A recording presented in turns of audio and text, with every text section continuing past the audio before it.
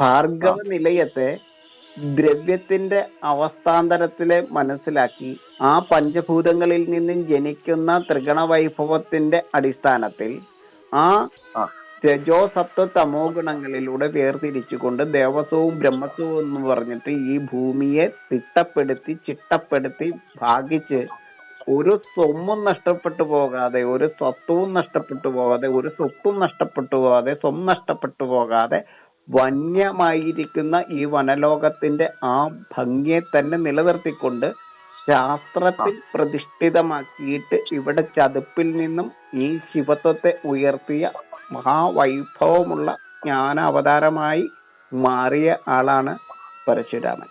അദ്ദേഹമാണ് തൊടികളെ ചിട്ടപ്പെടുത്തിയത്. അദ്ദേഹമാണ് ഭൂമിക്ക് ദേവമുഖങ്ങളെ നൽകിയത്. ഇതിൽ സർവ്വലോകത്തും ഇത് ചെയ്യണം. ഈ ത്രിഗണ വൈഭവമാണ് പ്രപഞ്ചം. ഒരു പ്രദേശത്ത് ഏത് കണത്തിനാണ് ക്ഷാമമുള്ളത് അതിനെ ക്ഷേമപ്പെടുത്തുന്നതിന് വേണ്ടിയിട്ടാണ് ക്ഷേത്രം. ഇപ്പൊ മണ്ണിനാണ് അവിടെ പ്രാധാന്യമുള്ളെങ്കിൽ അവിടെ ശിവക്ഷേത്രമാണ് വേണ്ടത്. അതായത് പ്രോട്ടോണിലെ ഒരു കണമായിരിക്കുന്ന ശിവനാണ് അവിടെ വേണ്ടത്. ശിവനെ പൂജിക്കുക, ധാരയെ കൊടുക്കുക, അവിടെ ഒരു പുതിയ നദിയെ ജനിപ്പിക്കുക, ആ നദിയെ ആ ഓവിലൂടെ ജനിപ്പിക്കുക, പാർവതിയിലൂടെ ജീവനെ പർവ്വതീകരിക്കുക. ഇതൊക്കെയാണ് ശിവക്ഷേത്രം കൊണ്ട് അർത്ഥമാക്കുന്നത്. ഒരു മണ്ണിനും ജലത്തിനും തുല്യ പ്രാധാന്യമുള്ള ഇടമാണെങ്കിൽ അവിടെ മഹാദേവനായിരിക്കും പ്രതിഷ്ഠ.